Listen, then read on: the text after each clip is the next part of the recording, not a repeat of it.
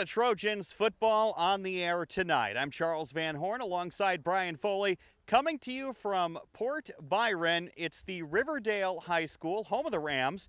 We are visiting here tonight. Heavy showers just moved out of the area. Light rain right now, and it is going to change the way the game is going to be happening. Isn't that right, Brian? Definitely. The ball's going to be slippery. It's going to affect all the snaps, all the exchanges. So the grass is going to be wet.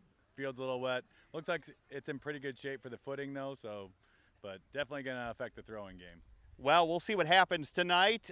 Trojans, moms and dads at home, it'll be a laundry day for sure tomorrow. It's going to get muddy tonight. We'll have all the action for you on your radio. A Classic Country 100.1 FM WGLC. We talked to a player and, of course, the head coach of your Trojans about tonight's matchup.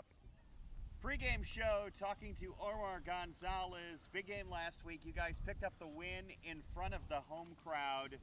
How was that? For me personally, it felt great. I know for the whole team, it also felt great. I believe it was the first home opener winning game since 2014. So it was great for everybody, the players, the coaches, and everyone in the stands. It was really an enjoyable night. Was there a moment in the game where you felt you really stepped up and did what Trojan Town football is all about? Yeah, we had on defense, we had players making good plays. The Damian Magallanes with the 86-yard pick six, I believe.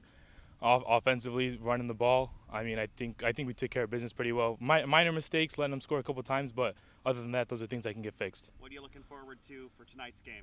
I believe, like I said, so obviously we made some mistakes last week, but I believe this week fixing those mistakes will help us play better, look better on offense, defense, and special teams. All right, go get them.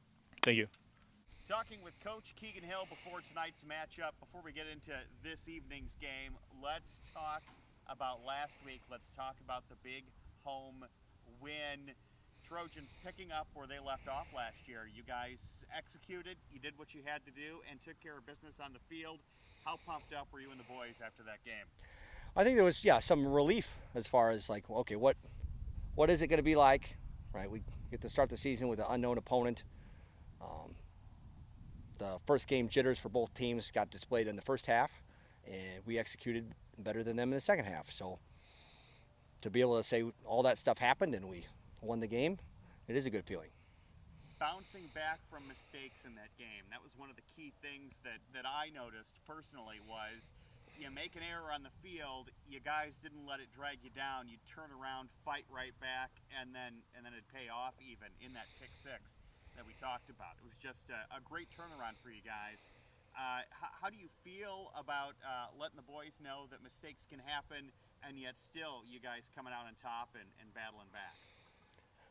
So whatever happens, the previous play, whether it be good or bad, like the next play is the next opportunity to either fix it or stop the opponent wherever they might be. So you talk about the kickoff return where we fumble, and then we're in a position where they throw it to us and we have a defensive score, which is the first one of those in 3 years. So that was a good response by our guys. So not letting the previous play affect the next play is something that we aspire to, and had a couple chances to really put that on display on Friday.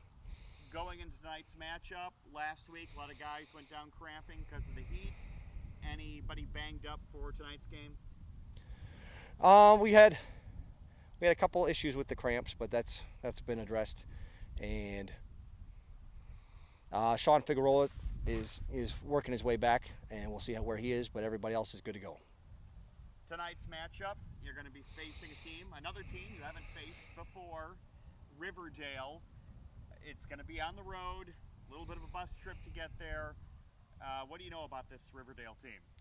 Well, they played their first game on a Saturday, so we got to go and watch them play against Bureau Valley.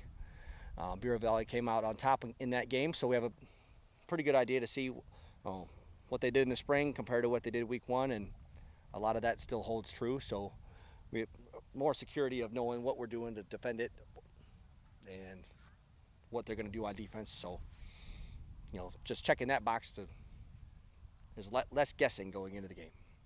All right, Coach, last question for you tonight. Facing this team, and again, these new opponents coming at you, you said you were going ahead scouting, especially with the Saturday game. Schedules did get moved around. You have some short weeks and long weeks coming up. How are you going to change your sort of planning and practice schedule around those? We do have a couple Saturday games, and then the season finale is moved to a Thursday, so that would be the shortest of the short weeks. Just another chance to digest and recover, and make sure all those boxes are checked. You have another day to do that during the week on the Saturday games. And other than that, it'll be business as usual. All right, go get them, Coach. Thanks. Go Trojans. So tonight, your Trojans, who are 1-0, try to make it 2-0. Riverdale tries to get back to even after an opening week loss to Bureau Valley. We'll have the call for you starting about 6:30 tonight, right here on Classic Country 100.1 WGLC.